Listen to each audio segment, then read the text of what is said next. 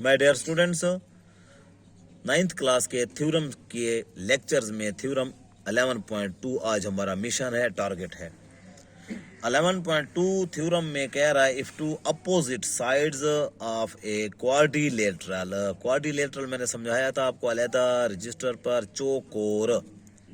If two opposite sides of a quadrilateral are congruent, अगर किसी चौकोर मतलब क्वाड्रिलेटरल के चार कोनों वाले शक्ल की अपोजिट साइडें, दो अपोजिट साइडें कांग्रेंट हों, then the quadrilateral is a parallelogram, तो वो क्वाड्रिलेटरल पैरेललोग्राम होगी।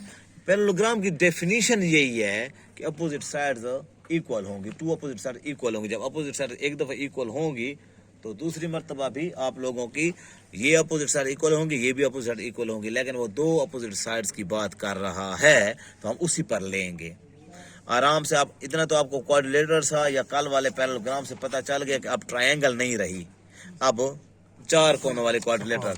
आप आराम से एक प्यारी तिरछी शक्ल वाली ऐसे ABCD बना लेंगे, ABCD नाम दे देंगे और इसके ये एक लाइन भी ले लेंगे जो कि आपका इनका क्या है, इन बाइसेक्ट कर रही है, इनको डायगोनल है इनकी। AC डायगोनल है, इस तरह BD भी डायगोनल है, तिरछे जो एंगल आते हैं।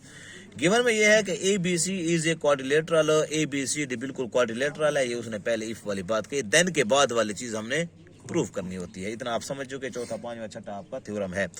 तो quadrilateral in which AB is equal to DC, AB is equal to DC निशान लगा लिया हमने, और BC parallel to DC, BC parallel है DC के, पैरेलल है, हमने पैरेललोग्राम प्रूफ करना है। मतलब ये ABCD क्वाड्रिलेटरल है और इसमें AB और CD इक्वल भी है, हमने इसको पैरेललोग्राम प्रूफ करना है।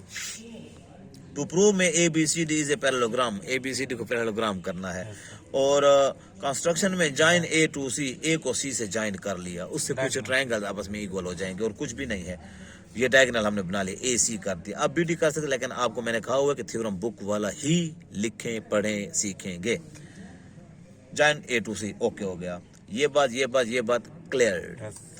प्रूफ में हम स्टेटमेंट रीजन में लिखेंगे और दो ट्रायंगल्स हमारी बन गई हैं, कौन कौन सी, ABC एंड ADC या ACD, उनको जो भी तीन नाम दें।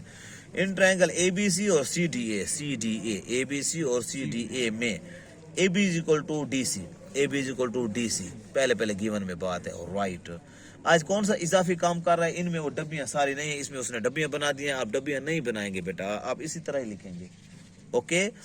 हाँ, AC is equal to AC common है, ये AC और AC दोनों आपस में कॉमन है, ये उसकी भी है दीवार, उसकी भी है।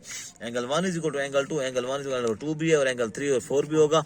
अल्टरनेट एंगल्स कहा था कि ये लाइन और ये लाइन पैरेलल है, तो ये आपस में इंटरसेक्ट होगी, तो अल्टरनेट एंगल्स, तीन चीजें बराबर, ट्रायंगल्स बराबर, देयरफॉर ट्रायंगल ABC कांग्रेंट हो गए ट्रायंगल CDA के बराबर हो गई।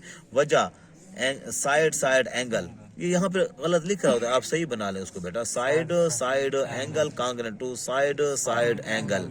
एवरीबॉडी क्लियर यहाँ तक? हेंस एंगल 3 और 4 भी, जब 1 और 2 आपस में कांग्रेंट है तो 3 और 4 भी कांग्रेंट, क्योंकि आप ट्रायंगल कांग्रेंट होगी तो अपने मतलब की हर चीज उठा लो, एंगल B और एंगल D के भी बराबर होना चाहिए, लेकिन हम मतलब की चीज उठाएंगे, एंगल 3 और एंगल 4 आपस में कांग्रेंट होंगे। वजह, जब ट्रायंगल्स कांग्रेंट है तो उसको हम ये फिक्रा बार पढ़ चुके हैं, आप थ्योरम को प्रैक्टिस कर रहे हैं, आप सीख चुके होंगे, इतने तक याद कर चुका होगा। एंगल 3 और एंगल 4 एक उसका एंगल बराबर है, congruent angles of corresponding angles of congruent triangles. और अगर ये साइडें होती तो corresponding sides of congruent triangles, ये लिख लिया हमने, ओके हो गया। अब कह रहे but these are alternate angle, लेकिन ये एंगल 3 और एंगल 4 तो अल्टरनेट एंगल्स हैं। बात को समझो, एंगल 1 और एंगल 2 अल्टरनेट एंगल्स पहले से थे, टू प्रूव हमने किया, और ये एंगल 3 और एंगल 4 अब बराबर हो गए और ये अल्टरनेट एंगल्स हैं। अब दो बातें आपको मैं क्लियर फिर समझा दूं, ये दो मैंने आपको कहा हुआ है कि पैरेलल लाइंस हैं, ऊपर से एक लाइन मिल रही है, उनको इंटरसेक्ट कर रही है। कोई अगर कह दे कि ये 1 और 2, कोई कह दे कि ये पैरेलल लाइंस हैं, तो हम कहेंगे 1/2 अल्टरनेट एंगल्स हैं और ये बराबर होंगे, एंगल 1 कांग्रेंट टू एंगल 2 होगा। ऐसे कोई लाइन जा रही है, ऐसे कोई लाइन जा रही है और ऐसे कोई लाइन आ रही है, कोई हमें कह दे कि ये और ये एंगल आपस में कांग्रेंट है, 5 और 6 है नाम है, या ए और बी है, ये कांग्रेंट है। हम कहेंगे अगर ये कांग्रेंट है तो ये तो अल्टरनेट एंगल्स हैं, और अगर अल्टरनेट एंगल्स कांग्रेंट हैं तो ये लाइनें फिर पैरेलल हैं। तो बातें हैं, इनको कहते हैं डबल आपस में प्रूफ। आगे आप जाएंगे बड़ी क्लासेस में, फर्स्ट और सेकंड में, तो उसमें कहते हैं इसको इफ एंड ओनली इफ। उसको कभी ऐसे भी लिखते थे पहले मैथ में, ये मैथ की लैंग्वेज है, इफ एंड ओनली इफ। आजकल इसको सिर्फ ऐसे लिखा जाता है, और इसकी अलामत ये है, इसको मैं कहता हूँ डबल साइडेड फार्मूला। इसका फार्मूला यही है कि अगर, या आपको ये इफ एंड ओनली इफ के बाद मैं बहुत इजी अल्फाज में समझा दो, A square minus B square is equal to A plus B और A plus A minus B, ये फैक्टर हो गया। और अगर A plus B into A minus B आ गया है तो वो होगा A square minus B square, ये इसके बराबर, ये इसके बराबर। इसको कहते हैं if and only double sided. अगर दो लाइनें पैरेलल हैं तो अल्टरनेट एंगल्स इक्वल होंगे। अगर अल्टरनेट एंगल्स इक्वल हैं तो लाइंस पैरेलल होंगी ऑटोमेटिकली। तो हम कहते हैं कि एंगल 3 और एंगल 4 बराबर है करस्पॉन्डिंग, बट दीज आर तो अल्टरनेट एंगल, ये तो अल्टरनेट एंगल है। इसका मतलब है एडी और बीसी पैरेलल हैं, एडी और बीसी भी पैरेलल हो गई, और ए बी ए सी पहले से पैरेलल था। इसका मतलब दिया हुआ देयरफॉर, ये hence A B C D has both pairs of opposite sides parallel. A B C D की दोनों अपोजिट साइड्स पैरेलल हैं। तो यही तो डेफिनेशन है पैरेललोग्राम की, कि उसकी अपोजिट साइड्स पैरेलल हो तो वो पैरेललोग्राम हो। Hence A B C D is a parallelogram. Simple है, अल्फाज की मार है। वापस थ्योरम की शक्ल पर जाता हूँ। शक्ल में उसने कहा कि if two opposite sides of दो अपोजिट साइड्स, ठीक हो गया। ये वो क्या है, क्वाड्रिलेटरल आर कांग्रेंट, ये कांग्रेंट है। कांग्रेंट है तो पैरेलल भी तो होंगी ना।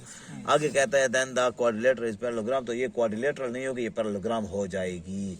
गिवन में हम कहते हैं ए बी क्वाड्रिलेटरल है, जिसमें ए बी और डी सी आपस में क्या है, इक्वल है, और ए बी और डी सी, यही ए बी और डी सी आपस में पैरेलल भी हैं। तो हम कहेंगे ए बी सी डी से पैरेलल हमने टू प्रूव में करना है। लास्ट पे यही है, जॉइंट में हमने ए को सी से जॉइंट कर, जॉइंट ए टू सी, उसमें एंगल 1 बन गया, 2 बन गया, 3 में। ये रेड पेन से जो लिखे हुए हैं ये हमारे कंस्ट्रक्शन में आए हैं, 1 2 3 4।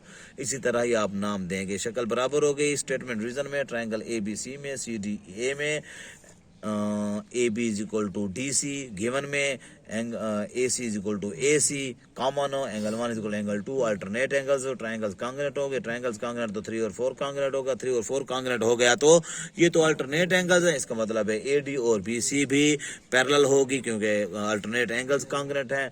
जब ए बी और बी सी पैरेलल है, इसका मतलब है ए बी और सी डी भी पैरेलल है, तो अपोजिट पैरेलल हैं, it means A B C D parallelogram है। Right there. ये जो मैं कह रहा हूँ इट मींस ये देयरफॉर, उसके लिए यही आप नुक्ते लगाते जाएंगे। ये जब 3 चीजें बराबर हो गई, ये 3 नुक्ते लगा दें, इसका मतलब इट मींस या देयरफॉर।